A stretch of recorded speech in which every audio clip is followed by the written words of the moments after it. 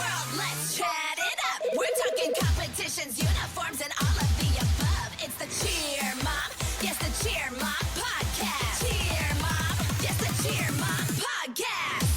Cheer Moms, your podcast is on.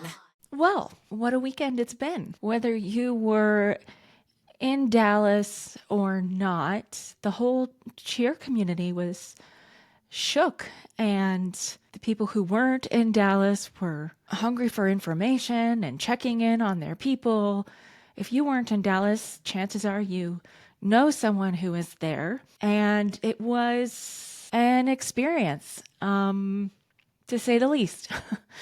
I'm going to go through my account of what happened, my POV of what was going on around me and how people were responding and what people were doing and the things that I heard, and maybe just kind of process out loud one more time. I told my husband, I told my parents, I told my daughter, and I think this is going to be like the last time I talk about this on the podcast, at least.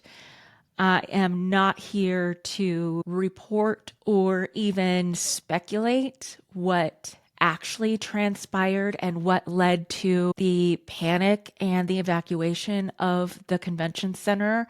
I am not participating in that conversation, but I am going to share, like I said, my perspective on just like my timeline, I guess, on what happened and with some really cool stories that came out of it and the beauty that came out of a terrifying few hours. Have you ever met someone with a tattoo and asked them why they chose that specific tattoo? They probably had a story about how it's significant to them. I have 3 tattoos, and they all have a very deep and meaningful significance to me. And every time someone comments on one, I'm like, thanks. And then I give them like a 5-minute explanation about why it's important to me. Even if tattoos aren't your thing, I think that we all need little encouragements and things that are specific to us that remind us of the things we love most and the words that motivate us to keep going. And that's why I started TCC Jewelry. The necklaces, bracelets, and rings are simple and engraved with little words that have special meaning, like hit 0, 2 minutes and 30 seconds, 1, 3, 5, 7, and more. And check out the new collections like the Faith Collection and introducing the Dance Collection, baseball, softball, and volleyball collections. Get something special for yourself or that special athlete or coach in your life today by visiting tccjewelry.com and enter coupon code CheerMomPod for 15% off your order.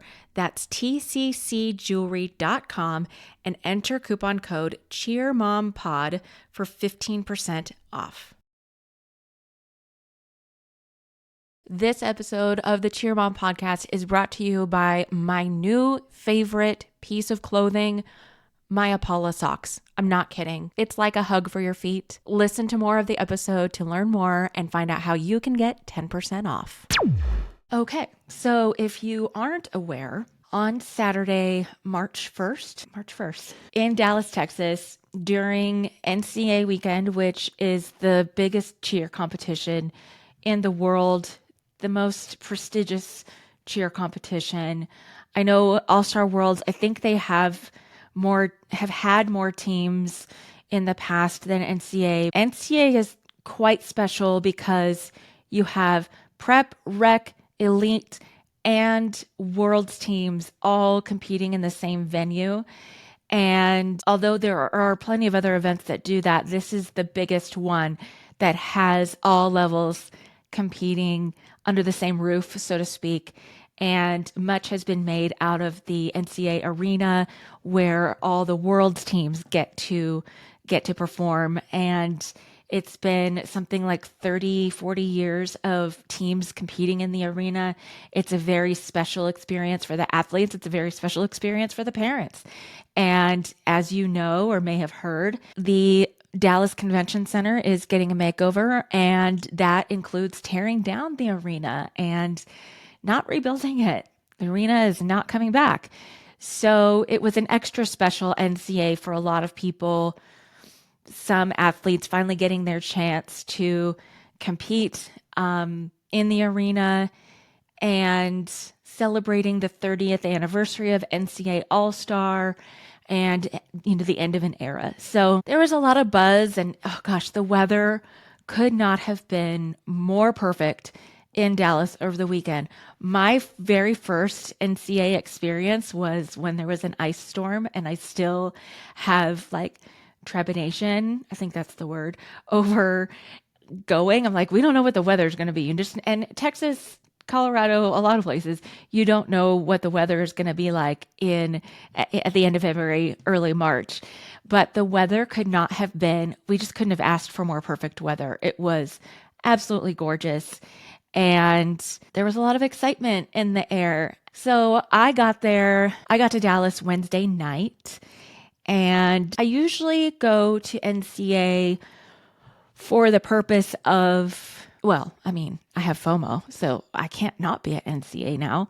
It's a really good time to have meetings and meet new people and get things done in the cheer industry because you have pretty much everybody in the same place all at once.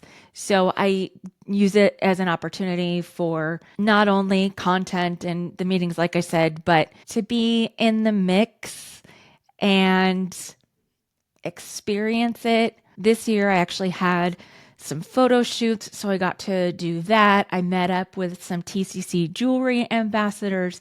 Shout out to them.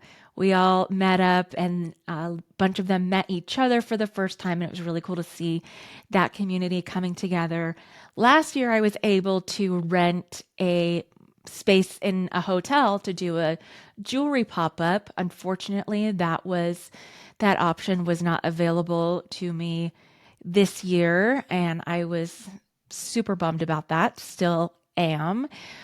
But I enjoy NCA, and as usual, I met some really cool people and made some amazing connections, and it's just always kind of a special time. So Saturday rolls around. I had a pretty packed day. I had a couple of photo shoots in the morning, and I had plans to meet up with some friends at the Rebel fashion show, and then I was going to spend late afternoon, early evening in the arena watching teams, among other things. I'm right in the middle of my day. I went to the fashion show, did what I needed to do there, and I was walking back to the convention center, and I was about halfway between the Rebel Boutique and the convention center, which is, I want to say the total distance is close to a quarter mile. It's like an 8-minute walk. It could be shorter than a quarter mile, but I was about halfway between the two. And all of a sudden, one person's kind of running the opposite direction. Then there's like two or three people, and one of them says, "Don't go over there. There's a shooting." And I stopped. It was like that fight, flight, or freeze. And I stopped and I was like, wait, what? And in a split second, I had like all of these thoughts. But what I came down to was, okay, there's lots and lots of space between me and the convention center. I don't need to panic. I don't need to be scared right now. I'm just going to turn around and I'm going to quickly walk in the opposite direction and get away from whatever is happening over there. And then more people start running, and I see police cars, I hear all kinds of sirens, and I see people hiding behind like structures, like half concrete, concrete half walls and signs, and just terror on their faces. And not that I didn't believe the person that ran past me and said that, but I was like, oh, wow, this is real. What's happening? Do I need to hide? What's going on? And I instinctively turned on my camera. There's nothing I'm really going to do with that content now, but I wanted to, I guess, have that for posterity. I honestly don't know. There are videos that there's a video that I sent someone that they ended up posting, and I was like, I have zero recollection of taking that video. So I don't know what I was thinking. I definitely wasn't like trying to get content. I just instinctively turned my camera on. That's kind of what I do, I guess. I don't know. So I get back to the Rebel Boutique, and I feel like the inside of the convention center and the arena hadn't evacuated yet. If it had, nobody was far enough for us to see kind of the crowds. So I get back to the Rebel pop up, and they're still doing the fashion show. And as soon as I hit the corner of the pop up, I would say 1,000 people at one time ran screaming out of the Rebel pop up area. And I later found out that they were doing their fashion show, and a friend of mine said somebody she knows came up behind her and whispered, "There's been a shooting at the convention center."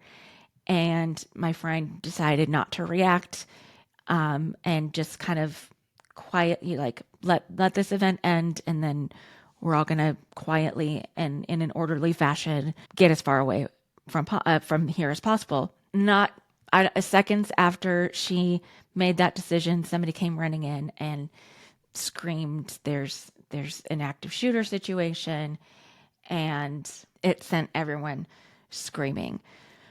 So I'm still kind of like trying to walk away and trying to get as far enough away that I can just get an Uber back to my Airbnb. And I'm walking along, and in the middle of the sidewalk is, I believe it was a coach who was having a full-on panic attack, full on, almost to the level of a medical emergency panic attack. And there were some people helping him, and it didn't register who they were until I saw one of my friend's kids with him, and they were ducked down, like almost like they were hiding. They weren't. They were helping him calm down. But I saw my friend's daughter and thought she was alone, and I was like, "Oh my gosh, like I'm going to stay with you until we can find your mom." Like her mom was there in the group.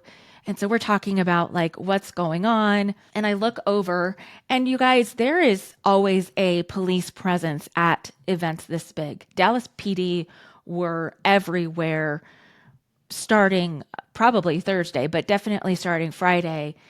They're there like already. They have pins all over themselves, and they're armed, and they have bulletproof vests on. And so they were already there. And then there were two DPD that were at the Rebel pop-up that had been there at least all day, probably some the day before, just there as security support.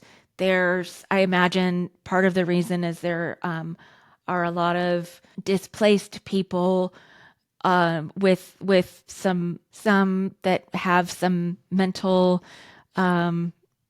illnesses, and they like to kind of come up and talk to. They're very friendly. They're very outgoing.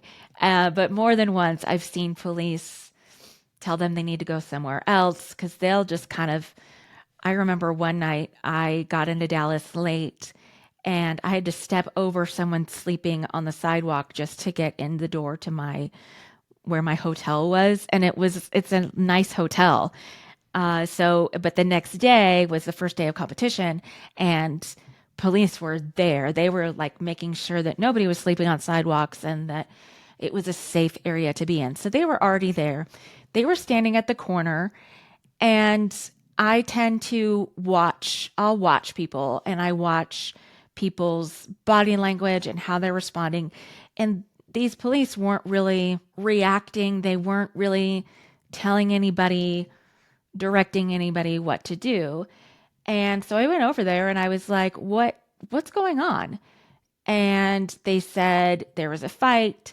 Somebody yelled shooter, caused everybody to run, and now we're dealing with injuries as a result of people running and getting trampled. I'm not saying what did or didn't happen. I was not there. I was not inside the convention center. I've had so many people ask me, like, well, what do you think happened? I'm like, I don't know. I wasn't there. I didn't hear what other people heard because I wasn't in the building. I'm just telling you what this policeman was telling me. And I said, okay, so there's no active shooter situation? Because at one point I heard that one had gotten away and was hiding in a parking garage. And he said, no, you have nothing to be scared of. And I'm like, okay, I can handle this. And I decided to go live. It's somewhere in there. My husband called me and he's like, what is going on? I said, there's mass panic. I just talked to the police. This is what they're telling me. I'm going to try to use my social media for good. And he's like, got it. Talk to you later. And I'm like, I'm totally okay.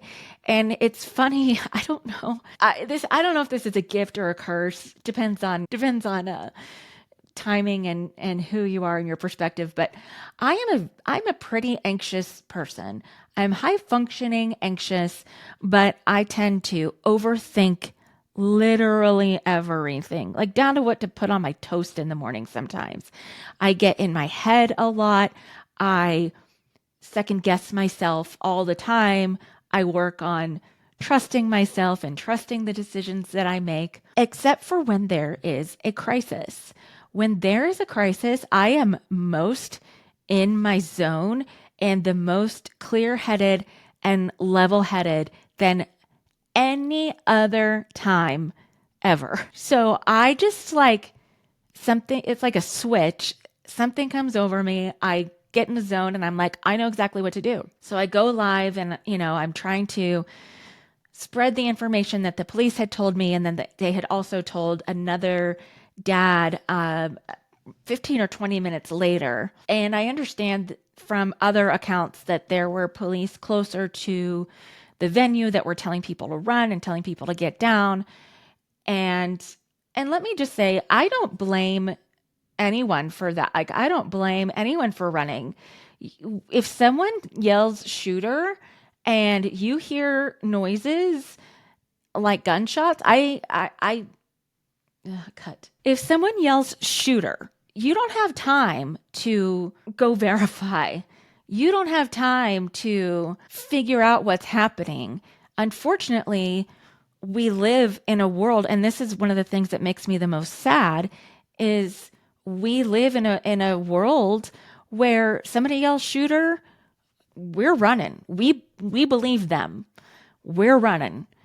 And so I certainly don't blame anybody for running. I don't blame people are saying there was mass hysteria. Well, yeah, you have to, someone says something that serious, if they're right and you don't believe them, you could be in a lot of trouble. So, but I know exactly what to do. This episode of the Cheer Mom podcast is brought to you by Apollo. It can be really frustrating when your cheer athlete is sidelined or struggling with foot or ankle pain, and Apollo Performance Socks are a game changer. They've made a huge difference for me. I know they've made a difference for cheer athletes, better than heel cups, and they can help your athlete too. Give your athlete the gift of happy feet with code CHEERMOM2024 for 10% off.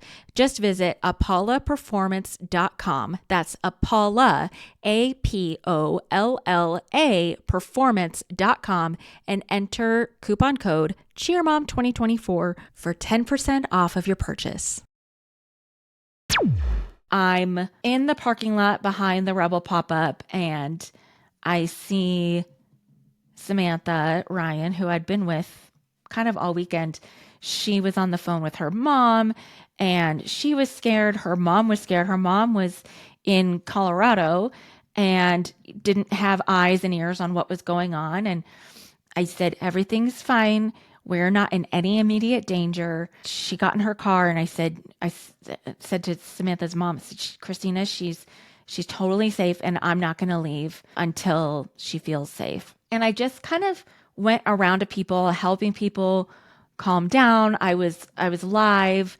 And as I was saying kind of the same things on my live, a friend of mine texted me. She said, we're huddled in a bathroom watching your live right now. And they were huddled in a bathroom at a hotel near the convention center. She said, what's happening? So I immediately called her and repeated what the police had told me. I said, you do what you need to do to feel safe, but they're saying that you are safe, that there's not an active situation. And she said, thank you. We're in a bathroom stall with girls that are separated from their moms, and it's just a scary situation. Thank you so much for helping to calm us. And then I posted what the police had told me. Then the comments and the messages started with, no, we were in the convention center and this is what happened. And the arguing and the calling me a liar, that all started. And so I deleted that post because I was like, okay, well, what if when you're in a situation like that and you watch it on the news, they start covering it immediately and they get information in little bits and pieces. And sometimes it's the wrong information or they don't have the whole story. And I thought, man, like, and I'm not a journalist, but like, how do real reporters do things like this and stay sane? Because you don't know the truth. You're just reporting on what you're seeing and what people around you are telling you what happened or what people believe happened. And there's not time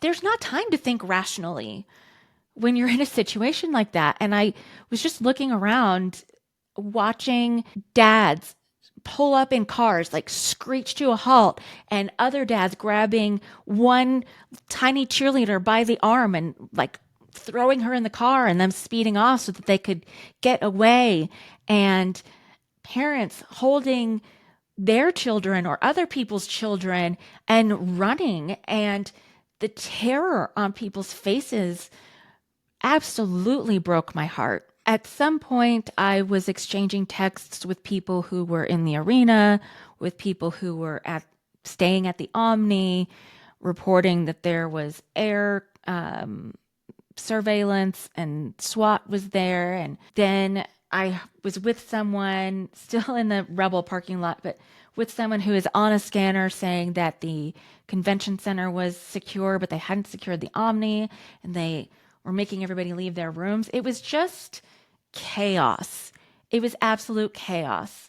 But once the people around me felt safe and could kind of gather themselves and go back to their hotel and kind of come down from all this, I just started walking and I got an Uber and went back to my Airbnb. And all the while just feeling very calm and collected. And then the adrenaline crash happened and I slept for like 4 hours and cried and all those things. And then came and this is what it warms my heart. My phone was blowing up, with DMs from people, but with texts from people checking in on me. Like, where are you? Are you okay? Were you in there? From cheer people that really are just acquaintances and that thought of me specifically. And so everyone kind of checking in with each other. And thank God that no one suffered any life-threatening injuries. Thank goodness. Thank goodness everyone was mostly okay. A coach that I checked in with said, yeah, we're okay. We're just trying to reunite kids with their parents. And this text from her haunted me. She said, I was just laying over my babies to try and protect them. And when she said my babies, she meant her athletes that she was with. She just laid over them. Somebody else that I checked in with said, yeah, we're just trying to get athletes reunited with their parents. A parent that I've known for over a decade posted that her daughter was in the warm-up area when everything was happening. It took her an hour to find her daughter. She said, scariest hour of my life. Can you imagine, like, not knowing, like, being in the middle of it, not knowing what's going on and not being able to find your kid? That just, I don't know if that will leave just feeling that kind of empathy for the, like, as a parent, how, knowing how that must feel and the terror that they experienced. Another mom that I heard from said, thankfully, because her daughter was also in the warm up area or waiting for awards or something, she said, thank God she lives by her own rules and took her phone with her, even though she wasn't supposed to. Oh, that girl. Thank goodness she's a rule breaker. Just for today, thank goodness she's a rule breaker and was able to get in touch with her parents. There's a video that went viral that I watched that a girl that I've known since she was 3 or 4 years old was running for her life, knocked down a stanchion, like knocked down one of those fences that like blocks off the road. She like single-handedly knocked that down while she was keeping an eye on her younger sister and making sure her younger sister was with her.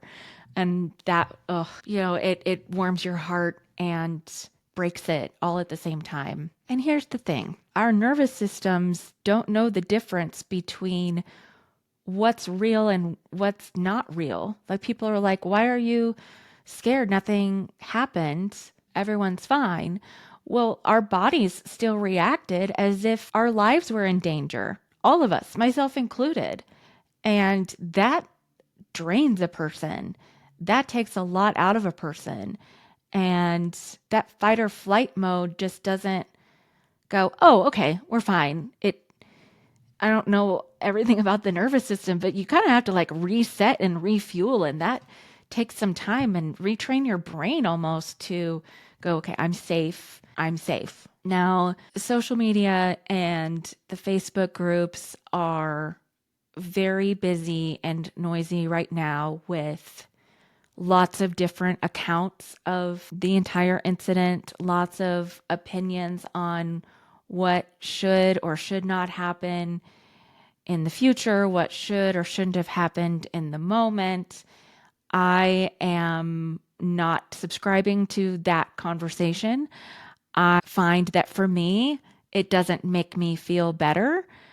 I'm not putting my head in the sand, but seeing those arguments online just doesn't, it makes me more anxious. It doesn't help me with answers or help me recover from the events of the day.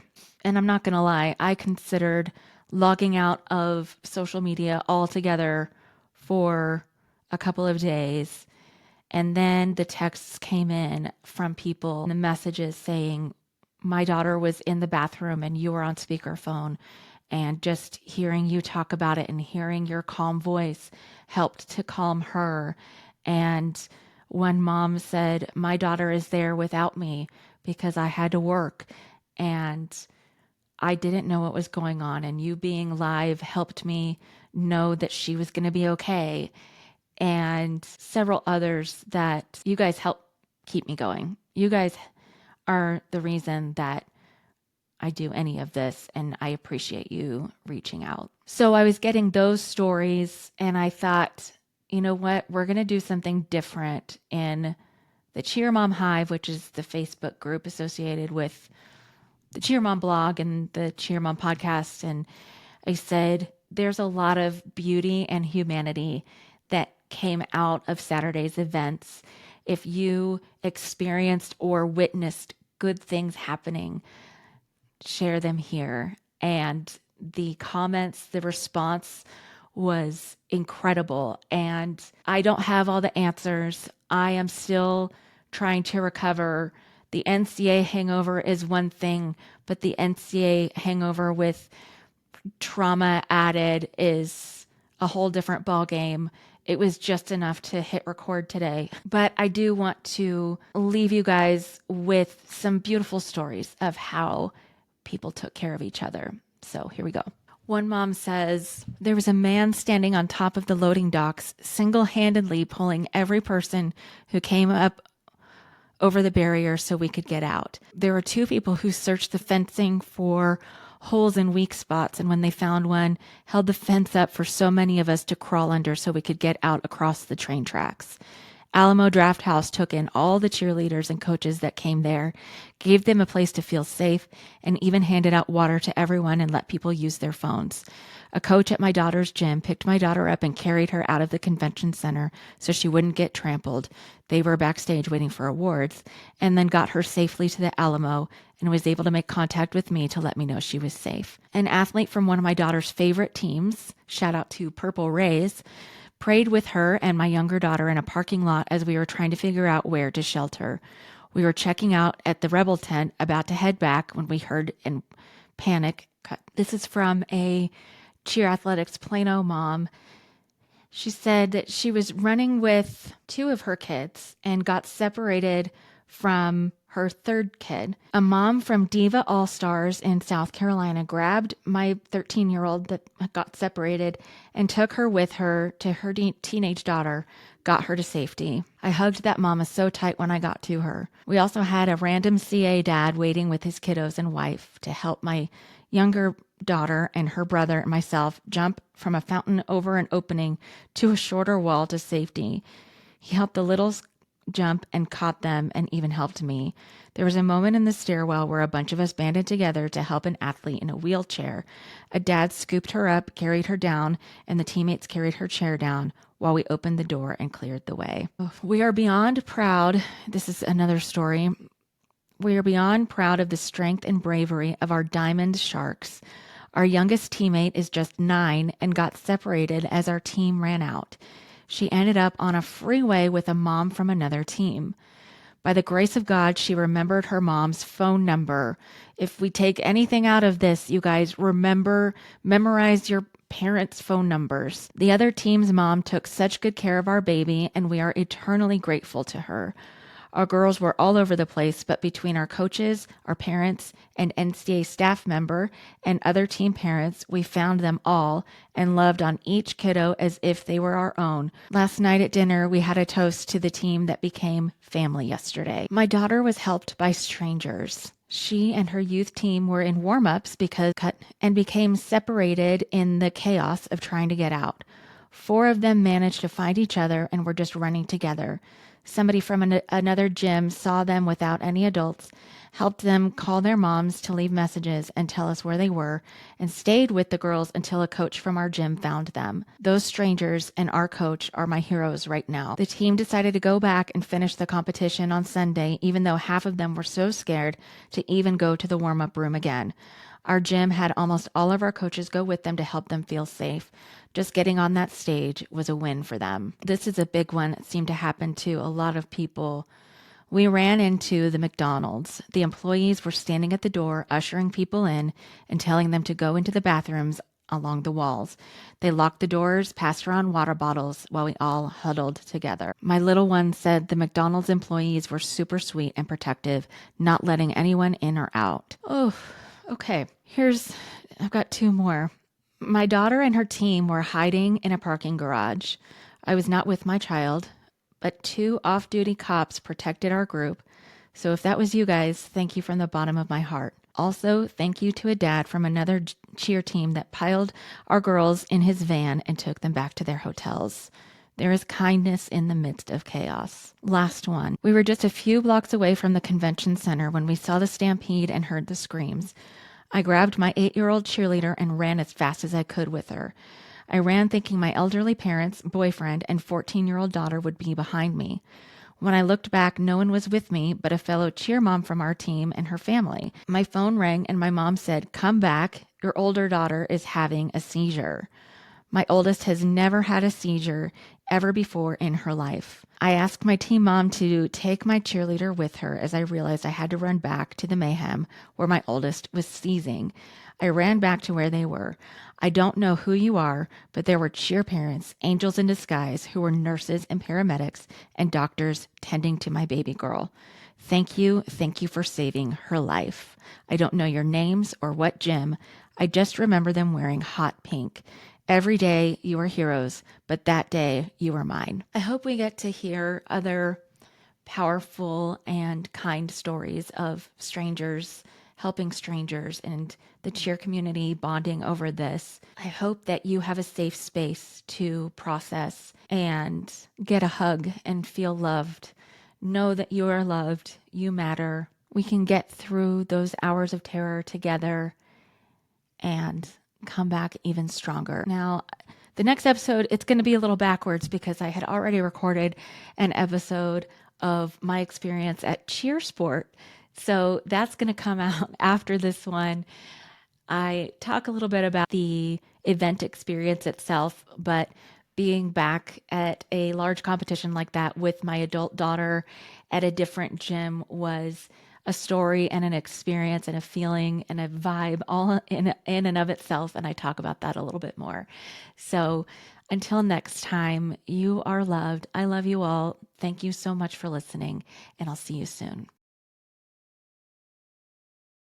What up, party people? This is Jason Larkins, host of the Let's Talk Cheer podcast, and I've teamed up with Kristen Wheeler of the Cheer Mom podcast and Dan Cotton of the Cheer Biz podcast. That's right. Hey, everybody, Kristen here. We know that you love cheer, so why not dive into more perspectives? Tune into my podcast, the Cheer Mom podcast, for cheer issues spoken from the parent's perspective. Then head over to Dan's podcast, the Cheer Biz podcast, to learn from a gym owner on how to run a successful cheer business. And of course, don't miss the Let's Talk Cheer podcast featuring Jason Larkins, the one that we all know and love, where they talk about cheer from a coach's perspective. Which means whether you're a coach, a cheer parent, or a gym owner, we've got you covered. Find all 3 podcasts on Apple Podcasts and Spotify, and stay tuned for new episodes each week.